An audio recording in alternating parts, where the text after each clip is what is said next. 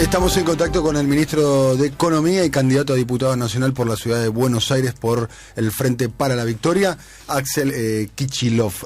Axel, Daniel Tonietti y el resto del equipo te saludan. Buen día. Buen día, ¿cómo están? Bien. Bueno, primera pregunta tiene que ver con lo que ocurrió en el día de ayer.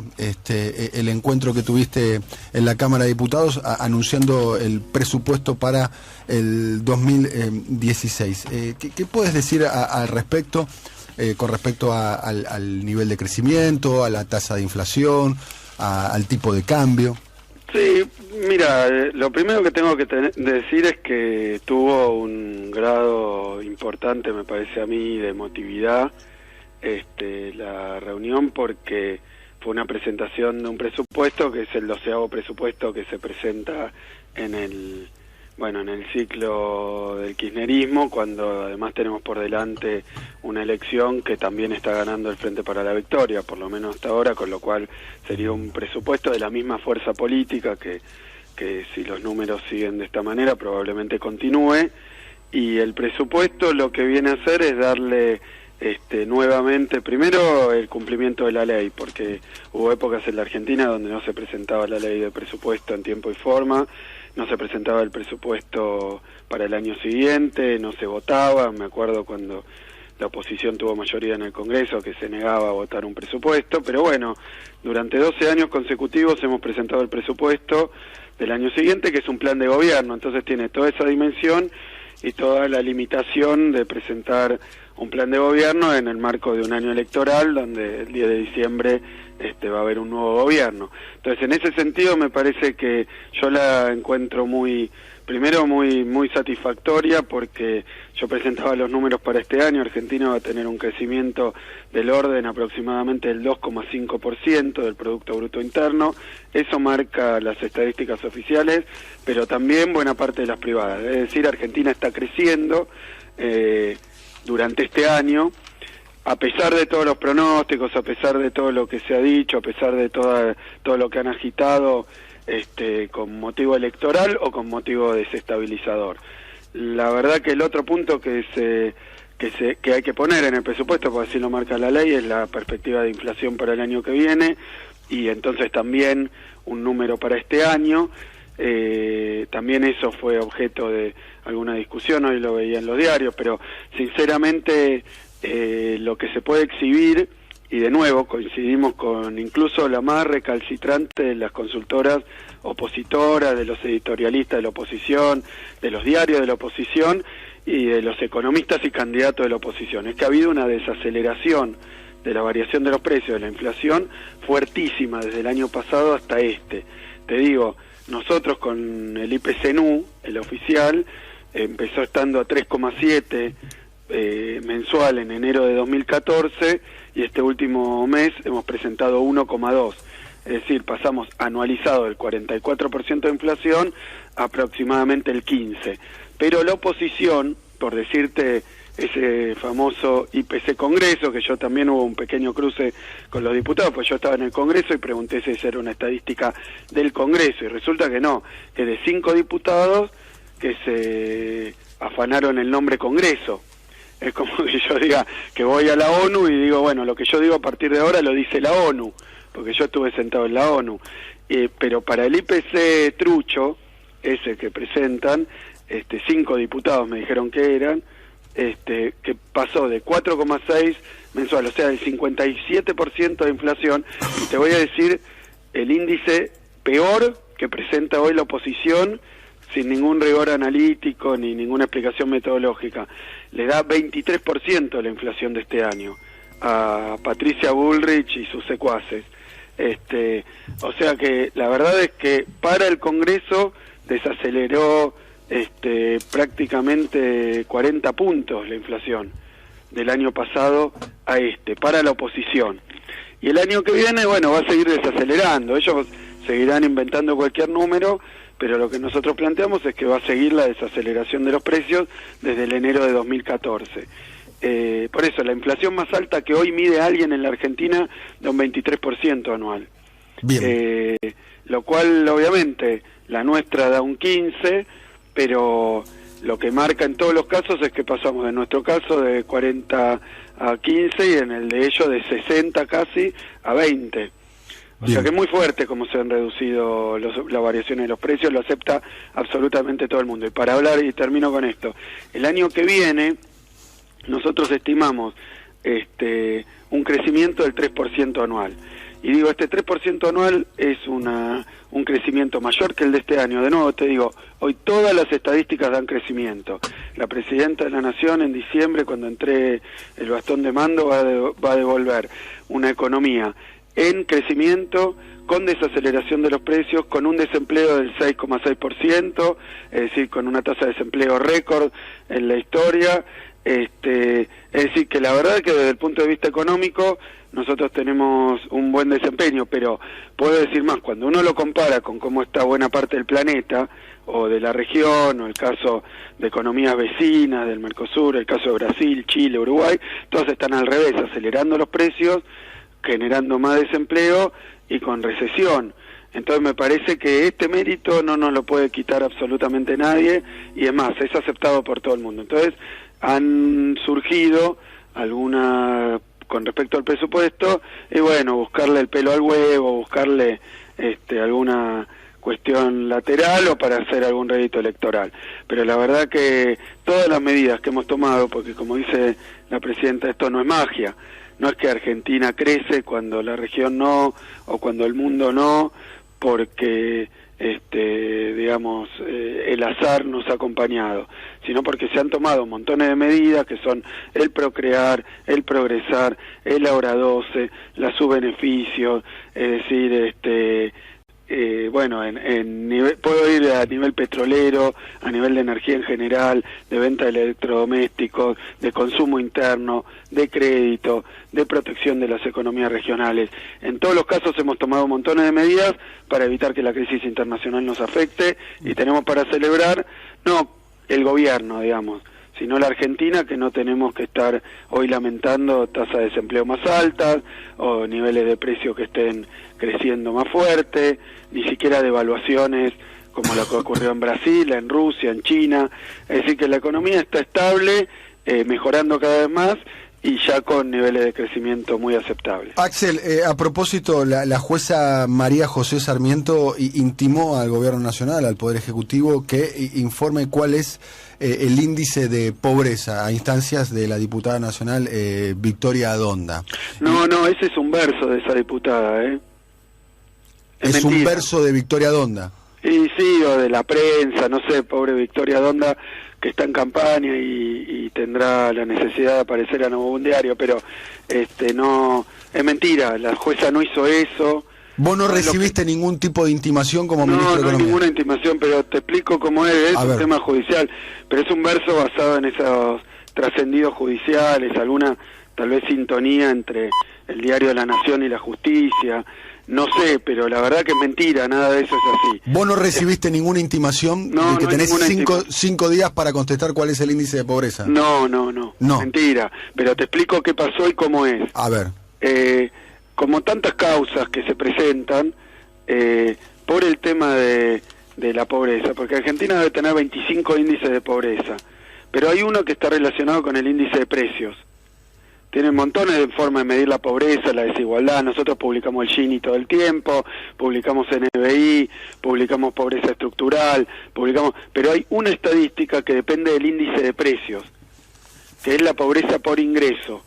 Cuando se discontinúa el índice de precios viejo, el IPC, y se pasa al IPC-NU, que es un índice de precios nacional, lo que se empieza a hacer es el empalme entre el índice anterior y el índice nuevo.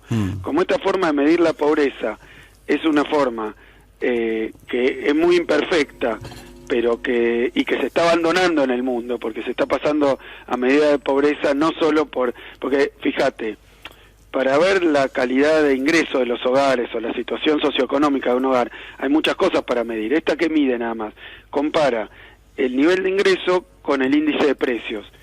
Entonces, como hay disputas sobre los índices de ingreso y los índices de precios, cuando nosotros publicábamos esta medida de pobreza, todos los meses que publicábamos decían, no, está mal, es mentira. se dejó de publicar porque se está mejorando junto con el índice de precios. Entonces ahora en vez de decir de mentira, dicen no la publican, la ocultan. O sea que es una discusión bastante obtusa e imposible de saldar. Pues si lo publicamos, ¿por qué lo publicamos? Si no lo publicamos, ¿por qué no lo publicamos? Pero publicamos montones de estadísticas de pobreza, que todas dan mucho mejor, y cada vez mejor. Entonces, ¿qué dicen? No publican esta porque esta va a dar peor, o porque con esta van a mentir. Entonces, se le ocurre a alguien, como una medida de efecto electoral, ir a un juez y decir, la tienen que publicar mañana. Entonces presenta un amparo. Este es el primer punto. Ese amparo se está tramitando en un juzgado. Como todo amparo, le corren al Ministerio de Economía, le piden esos 5 días, es que nosotros presentemos un escrito, que es un trámite no para presentar la pobreza, sino nuestra respuesta a qué hacemos, por qué lo hacemos, qué publicamos, qué no publicamos. Es una causa que va a durar, supongo, un buen rato. Pero ahora lo que hay que contestar es como tantos trámites judiciales, cuando dicen, por ejemplo, Kicillof fue y le pagó de más al Club de París. Entonces alguien presenta un amparo. Entonces viene acá y dicen, bueno, ¿qué hizo el Ministerio de Economía? Yo le contesto, la jueza lo procesa, entonces le digo, no, hice esto y esto. O sea, ¿cuántos días tenés para contestar entonces, Axel? No, lo de la pobreza no sé, la jueza nunca dijo nada de eso. Es más, hubo otra cosa, que es que presentó una cautelar. Creo que esta misma persona, ¿o no? Entonces presentó una cautelar.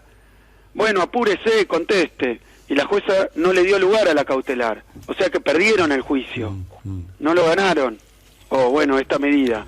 La perdió, no la ganaron. Es mentira. Por eso, es así. Primero un amparo.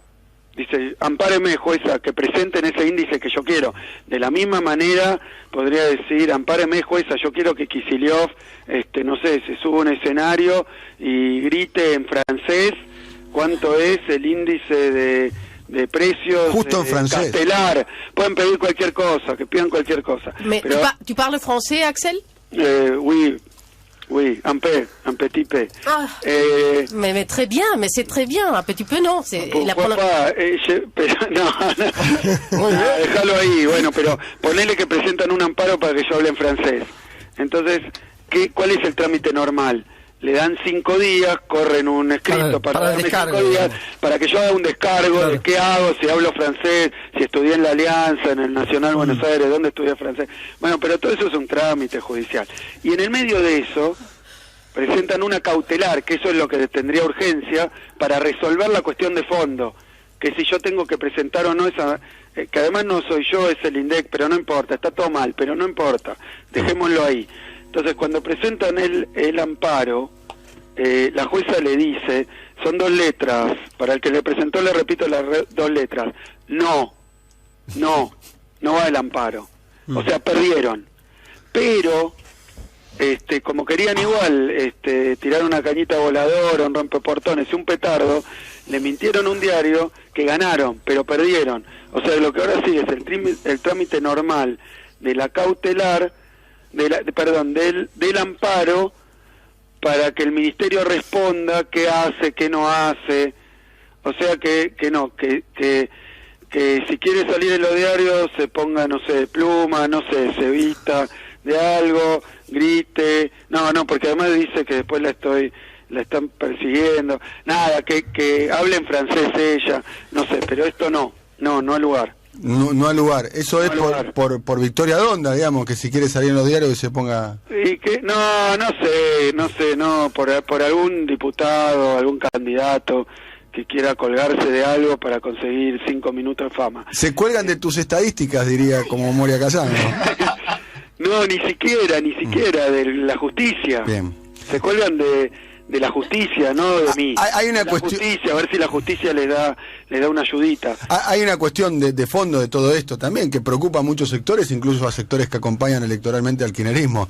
Hay una pobreza estructural que como que es muy difícil de perforar y de cambiar. Claro, Daniel, quiero comunicar algo para que se noticien. Argentina no es Suiza. Sí, lo sabemos. Forma parte del Mercosur, de Latinoamérica, tuvo 25 años de neoliberalismo. Claro. Ahora, yo no conozco gobierno en la historia de las últimas décadas largas que haya hecho tanto para mejorar las condiciones de vida de los argentinos como este.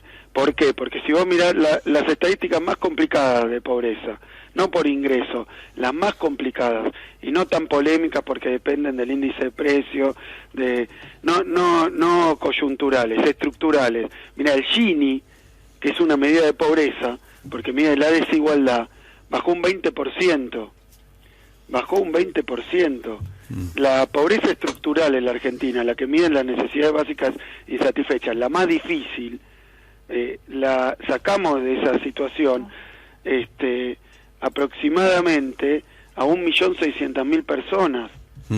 O sea que son cosas muy fuertes que han pasado en la Argentina. Te lo digo de otra manera. Cuando llega el gobierno Néstor Kirchner, había solamente una cobertura previsional cercana al 60%, y hoy es el 97%, es decir, que hay 3 millones de nuevos jubilados. Buena parte de los problemas de pobreza hacían esa gente que terminaba su vida laboral porque se jubilaba, y ¿qué cobraba? Cero. Ahora hay 3 millones de personas que cobran. La UH, otras 3 millones y pico de familias que reciben la asignación universal por hijo. Es muy difícil correr este gobierno con estas cosas.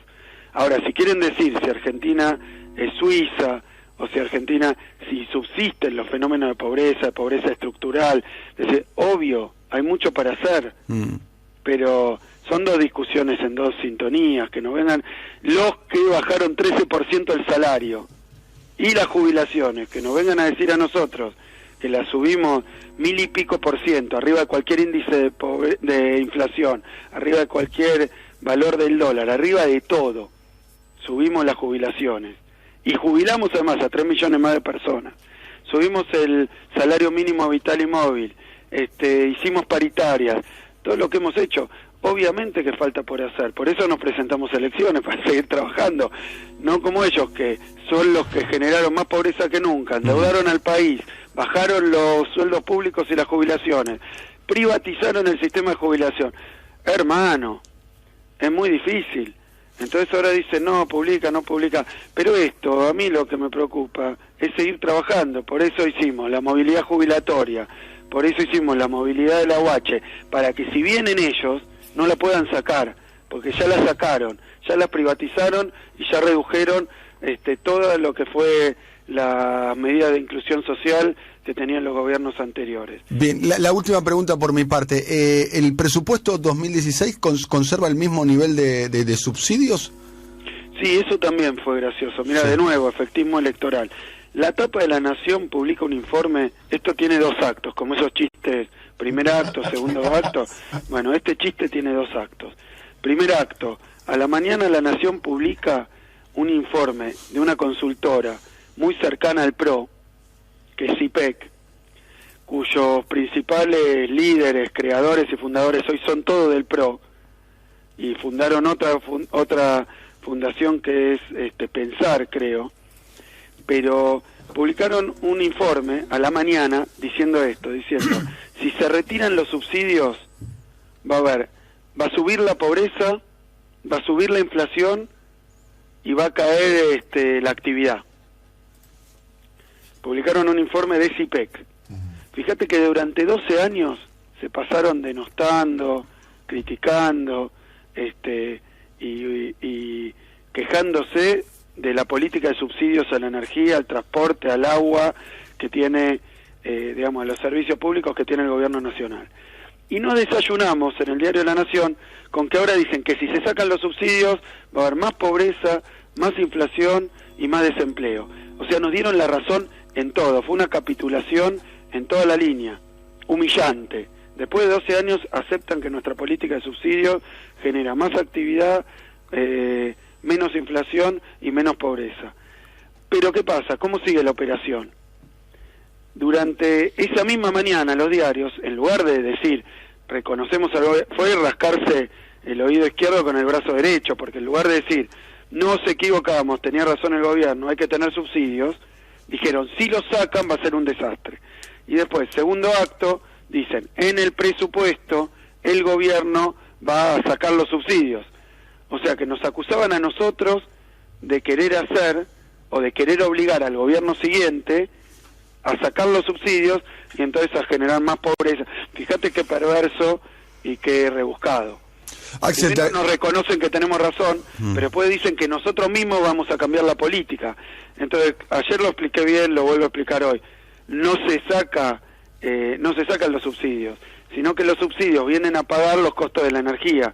Como los costos de la energía caen porque cae el petróleo, el gas, y además YPF produce más, y con los planes que llevó adelante el gobierno, hay más gas en la Argentina, también de otras empresas, bien, entonces, sobre esa base, tenemos que pagar menos plata para que las tarifas sean las mismas.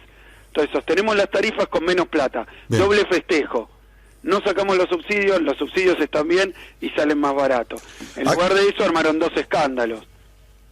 Axel, bueno, te agradecemos mucho el contacto con nosotros. No, muchísimas gracias, Daniel. Bueno, cuando puedas venir un día acá al programa, ¿vas a venir en campaña o estás muy, obviamente... Y cuando, mira, estoy atareado como se ve, pero cuando empieza la campaña también tengo que hacerme espacios en la agenda. La radio queda a 1 cuadra de donde vivías vos, en Gorriti al 5900. Vos vivías en... Que queda a 2 casas de donde vivís vos. Tal cual, éramos vecinos.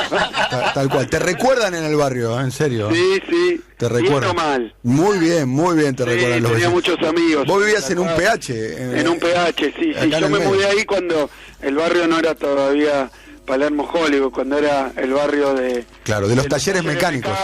De los depósitos. Y después, sí, ahora me mudé. Ahora vivís en Parque Chas, ¿no? Creció la familia, exacto. Vivís en Parque Chas. Un lugar un poco más grande. Lindo barrio, Parque Pero Chas, más lejano, ¿no? Sí, hermoso. Parque Chas es un barrio frente a Agronomía, ¿o no?